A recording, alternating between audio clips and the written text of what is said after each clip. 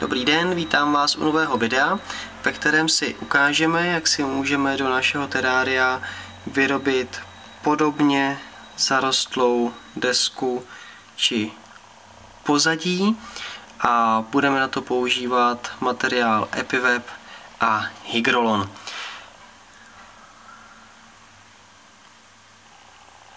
Takže já už tady mám nachystanou desku z Epiwebu, na ní jsem přidělal hygrolonovou liánu. Zde máme mechy a kytky od firmy Tropika. Můžeme si je probrat trošku blíže. Takže tento mech je to asi nejčastější používaný mech v teráriu. Jmenuje se Taxiphyllum spiky.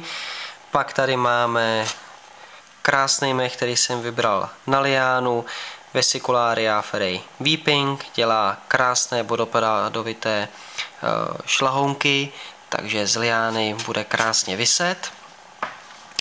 Pak tady máme mech, který se jmenuje Vesicularia Dubiana Christmas. Ten použijeme na epivebové pozadí, až vyroste a krásně to pozadí zaroste, tak bude připomínat větvičky jehličnanů, proto i ten název.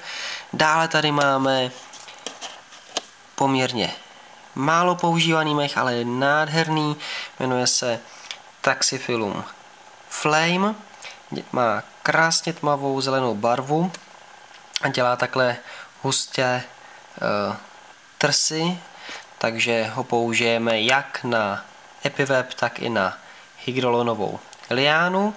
Pak tady máme poměrně takovou lahůdku, mech, který se jmenuje Riccia fluitans, u nás známý jako játrovka, tak ten použijeme hlavně na Epiveb. Jediné, co tento mech potřebuje, je každodenní rosení v rozmezí co 1 hodinu až 2 hodiny rosit, takže se vyplatí už nějaký automatizovaný systém. Pak tady máme teďka nemoc hezky vypadající, ale jinak krásnou kobercovou kytičku, která dělá světle zelenou trávu a jmenuje se Utricularia graminifolia.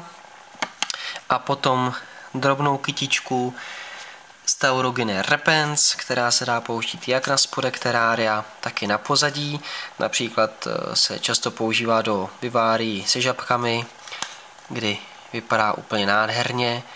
Všechny kytky jsou pěstovány in vitro, to znamená, že byly na agaru a jsou právě bez jakýchkoliv parazitů a nemocí a jsou krásně mladionký a čistý, což je přesně to, co do terárka potřebujeme, aby nám tam nezačalo nic plesnivěc a aby nám to dělalo radost.